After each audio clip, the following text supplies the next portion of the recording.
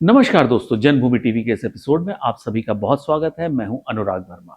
आज मैं बात करने जा रहा हूं प्रियंका गांधी जी के आरएसएस कनेक्शन के बारे में। जी हां, ये सुन के बड़ा अजीब लगा होगा कि जो नेहरू गांधी परिवार, प्रियंका गांधी, राहुल गांधी की सारी राजनीति आरएसएस बीजेपी का विरोध करने में निकली है, हिंदुत्व की राजनीति का विरोध करने में गुजरी है, मोर और लेस मुस्लिम अपीजमेंट की राजनीति करने में निकली है, उसका आरएसएस से क्या कनेक्शन हो सकता है? लेकिन जी, बहुत बड़ा कनेक्शन है। और उस आरएसएस कनेक्शन ने भारतीय राजनीति को बहुत अलग नए नए आयाम दिए हैं। आज मैं बताने जा रहा हूं कि प्रियंका गांधी का आरएसएस का कनेक्शन क्या है। प्रियंका गांधी जी की मार्च 1997 में रॉबर्ट वाड्रा से शादी हुई थी और रॉबर्ट वाड्रा का परिवार बहुत क्लोजली आरएसएस से जुड़ा हुआ है, जिसकी वजह से बीच बीच में गाहे बगाहे विवाद भी होते रहे हैं। और यह चर्चा भी आती रही है कि रॉबर्ट वाड्रा का जो आरएसएस कनेक्शन है वो नेहरू गांधी परिवार को सूट नहीं करता है, उनकी राजनीतिक विचारधारा से मेल नहीं खाता है, जिसकी वजह से कांग्रेस ने रॉबर्ट वाड्रा के परिवार से बहुत दूरी बना के रखी हुई है और रखी हुई थी। शुरू से उन्होंने रॉबर्ट वाड्रा से तो दूरी नहीं बना सकते, लेकिन रॉबर्ट वाड्रा के परिवार से बहुत दूरी बना के रखी। अब मैं बताने जा रहा हूं कि उनका क्या कनेक्शन है। रॉबर्ट वाड्रा का परिवार 1954 में पार्टीशन के बाद सियालकोट से इंडिया आया और सबसे पहले आके वो बेंगलोर में बसा। उसके बाद कुछ दिनों के बाद वो मुरादाबाद में आके बसे। और इनकी फैमिली ज्वाइंट फैमिली थी। रॉबर्ट वाड्रा के जो जो चाचा ताऊ सब ज्वाइंट फैमिली थी। शुरुआत से उनका ज्वाइंट बिजनेस था। तो जो जो उनके बाबा के बाद जो उनके ताऊ जी जो परिवार के मुखिया थे, उनका 1984 में उन्होंने एक फार्म हाउस खरीदा था। उस जगह का नाम है बगरपुर, मुरादाबाद से 12 किलोमीटर दूर। बड़ा ही शानदार फार्म हाउस है, बड़ा टेस्टफुली बनाया हुआ है।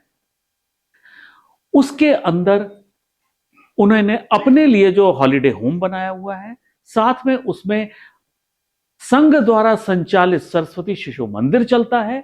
साथ में वहां पे ओकेजनल, हमेशा रोज नहीं, ओकेजनल शाखाएं चलती हैं। वहां आसपास के सभी जो लोग हैं वो वहां आके आरएसएस की विचारधारा की बातें करते हैं, आरएसएस की विचारधारा से जुड़ते हैं। और सरस्वती शिशु मंदिर जो आरएसएस का ही एक संस्था है, वो वहां से चलता है। उस फार्म हाउस का नाम है संजय मनु वाड्रा फार्म्स।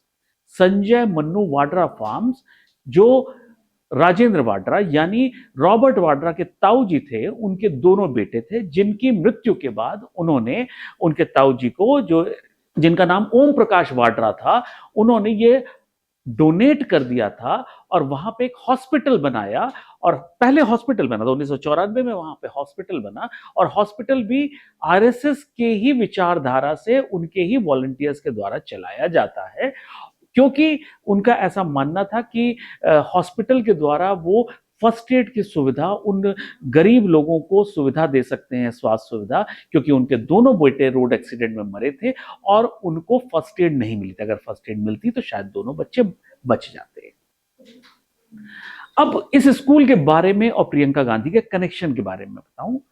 जब 1997 में प्रियंका और रॉबर्ट वाड्रा की शादी हुई है, तब एक बड़े अखबार ने एक बड़ा आर्टिकल किया था इसी विषय के ऊपर। उन्होंने जाके वहां इन्वेस्टिगेट किया था, उस फार्म हाउस पे जाके, उस स्कूल में जाके उस प्रिंसिपल से बात करी थी, वहां पे आसपास गांव के लोगों से बात करी थी कि आखिर इस बात में असलियत क्या है। तो वहां बताया गया, वहां प्रिंसिपल ने बताया कि प्रियंका गांधी शादी के पहले उस स्कूल में, उस फार्म हाउस में आई थी। यानी प्रियंका गांधी शादी के पहले आरएसएस द्वारा संचालित उस स्कूल में, उस फार्म हाउस में उन्होंने दौरा किया था। हालांकि उसके शादी के बाद, चूंकि तब तक राजनीति उन्हें समझ में धीरे धीरे आने लगी थी कि जो राहुल गांधी की, सोनिया गांधी की राजनीति है, उसमें उनका आरएसएस की या संघ की किसी भी गतिविधियों से कनेक्शन उनके परिवार की राजनीति को सूट नहीं करता, काफी उनके परिवार की पार्टी को सूट नहीं करता, इसलिए उन्होंने दूरी बनाई। उनकी शादी के बाद कहा जाता है कि वहां पे एक बड़ा रिसेप्शन ऑर्गेनाइज किया गया था, लेकिन उस रिसेप्शन में प्रियंका गांधी नहीं गई थी। यानी जो रिसेप्शन था वो उनके लिए ही ऑर्गेनाइज किया गया था, लेकिन चूंकि वो प्रॉपर्टी मानी जाती थी कि रॉबर्ट आरएसएस से संबंधित है, इसलिए प्रियंका गांधी उसमें नहीं गई थी। रॉबर्ट वाड्रा के ताऊजी ओम प्रकाश वाड्रा इस स्कूल के परमानेंट लाइफ लॉन्ग चेयरमैन रहे। जो राजेंद्र वाड्रा थे वो वहां के रेगुलर विजिटर थे वहां पे, और लगातार वहां की गतिविधियों के लिए और वहां पे उसके कार्य कार्य कामकाज के लिए डोनेशन दिया करते थे। तो यानी रॉबर्ट वाड्रा के पूरे चाचा ताऊ पिताजी इस स्कूल से बहुत क्लोजली जुड़े रहे, उसकी विचारधारा से बड़े क्लोजली जुड़े रहे।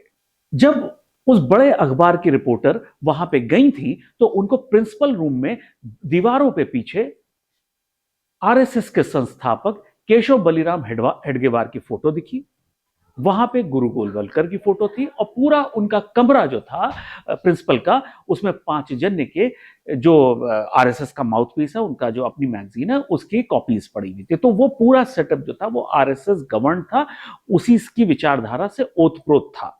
जिस समय ये स्टोरी करी गई थी उस समय वहां पे करीब 300 बच्चे पढ़ा करते थे, यानी 300 बच्चे आरएसएस की विचारधारा को वहां से सीख रहे थे, और जो वो स्कूल में टीचर्स थे और जो स्टाफ था वो आरएसएस के कमिटेड लोग थे, कमिटेड कार्यकर्ता थे। तो वहां पे जो भी लोग उस स्कूल में काम करते थे वो सारे के सारे आरएसएस के कमिटेड कार्यकर्ता थे। साथ में जो वहां शाखा लगती थी उसमें आसपास के काफी लोग इकट्ठा होते। कहा यह जाता है कि वहां पे रोज शाखा इसलिए नहीं लग सकती थी क्योंकि वो उससे जो बच्चे वगैरह आते थे उससे वहां पे लॉन वगैरह खराब होने का वो रहता था, इसलिए ओकेजनल शाखा लगा करती थी वहां पे। लेकिन जो आरएसएस का पूरी छाप उस फार्म हाउस पे हुआ करती थी। ओम प्रकाश वाड्रा के जो बच्चे, अच्छा इसमें भी इनका वो है कि अलग अलग सरनेम अलग अलग लोग लिखते हैं। ओम प्रकाश अपने आप को वढेरा लिखा करते थे, वाड्रा नहीं लिखते थे, लेकिन चूंकि बाद में वो वाड्रा वाड्रा यूज होने लगा। ओम प्रकाश वाड्रा के जो दोनों बच्चे थे, संजय और मन्नू, ये दोनों बड़े स्कूलों के पढ़े हुए थे, शेरवुड के स्कूल के पढ़े हुए थे और बड़े हाईली क्वालिफाइड थे, लेकिन उनकी रोड एक्सीडेंट में डेथ हो गई थी और उनको फर्स्ट एड नहीं मिलने की वजह से उनकी मृत्यु हुई। तो उसके पीछे ये विचार रहा कि वहां पे पहले एक हॉस्पिटल बनाया, उसके बाद फिर उन्होंने पूरी प्रॉपर्टी आरएसएस को डोनेट करके वहां पे सरस्वती शिशु मंदिर और शाखा के लिए डोनेट कर दिया। वो उनका उसे दुनिया से डिटैचमेंट कहा जाए या सेवा की भावना जो आ गई वो कहा जाए। ये सारी जो प्रॉपर्टी थी उन्होंने दान करी थी विवेकानंद चैरिटेबल ट्रस्ट को। विवेकानंद चैरिटेबल ट्रस्ट के नाम पे वो डोनेट हुई थी, लेकिन जो चलाता था उसका वो पूरा इनका परिवार ही उसका ऑपरेशंस देखता था। वहां पे जितना भी स्कूल और शाखा का जो मैनेजमेंट था वही लोग देखा करते थे। अगर इस परिवार के बारे में दूसरी और भी बात करी जाए तो जब तक इनके बाबा जो 1954 के बाद इंडिया आए और मुरादाबाद में बसे, वो ठीक ठाक शहर के ठीक ठाक बिजनेसमैन थे, लेकिन इतने बड़े बिजनेसमैन नहीं थे कि उनको लोग जाने। जो उस शहर में इस परिवार को लोग जाने हैं वो सिर्फ और सिर्फ जाने हैं जब प्रियंका गांधी से रिश्ता बनाए। तो लोगों ने आखिर खोजा कि आखिर है कौन ऐसा जिसकी भारत के राजनीतिक राज परिवार की लड़की से शादी हो रही, वो आखिर मुरादाबाद का है कौन। तब पता चला कि ये वाड्रा परिवार है, उनका ये काम धंधा है और उनके बेटे से शादी हो रही है। ये परिवार, इस अगर वो परिवार के वो पूरे परिवार की तीनों चारों भाइयों बहनों की बात करी जाए तो राजेंद्र वाड्रा का जब बंटवारा हुआ है, जब मतलब राजेंद्र वाड्रा के भाइयों में बंटवारा हो, तो राजेंद्र वाड्रा के हिस्से में सबसे कम प्रॉपर्टी आई थी। अब उसे कम कहें या उनको लॉस हुआ या क्या हुआ वो तो जानना मुश्किल है, क्योंकि इस परिवार के बारे में इंटरनेट में जानकारियां बहुत कम निकलती हैं, लोगों को बहुत कम पता है। इसी वजह से तो बड़े पुराने पत्रकारों से बात करी जाती है तो इस परिवार के बारे में बहुत कम लोग जानते हैं, लेकिन जो भी जानते हैं वो ये बताते हैं कि इस परिवार को जो मुरादाबाद में एक बंगला था उसमें रॉबर्ट वाड्रा के पिताजी का, जो राजेंद्र वाड्रा का हिस्सा था, वो एकदम खंडहर जैसा था और जो भाइयों का हिस्सा था वो थोड़ा सा ठीक ठाक था। तो उनको दिल्ली में एक छोटा सा ब्रास का बिजनेस मिला था। यहाँ छोटा मोटा सही व्यापारी वो थे, वो बहुत बड़े हाई प्रोफाइल व्यापारी नहीं थे वो यहाँ पे। तो जो मेन जो खबर बनी थी इस परिवार के बारे में वो सिर्फ तब बनी है जब ये शादी हुई है, और शादी पे मतलब पूरे मुरादाबाद सकते में आ गया कि आखिर ये ऐसा कौन सा परिवार है, आखिर उसके लड़के ने क्या किया है जो वो वहां पे पहुंचा। और वहां पे लोग जो कहा करते थे कि रॉबर्ट वाड्रा और उसका भाई रिचर्ड वाड्रा दोनों बहुत शानदार डांसर हुआ करते थे। जो पार्टीज की में रौनक हुआ करते थे, लोग बुलाते थे डांस करने के लिए, मतलब पेड़ उसमें नहीं, लेकिन यह माना जाता था कि ये दो भाई होंगे तो वो डांस का समा बन जाएगा। तो इनकी पहचान सिर्फ इतनी उस शहर में हुआ करती थी। तो आज के लिए इतना ही। बहुत जल्दी नए एपिसोड में आपके साथ फिर मुलाकात होगी। तब तक के लिए नमस्कार।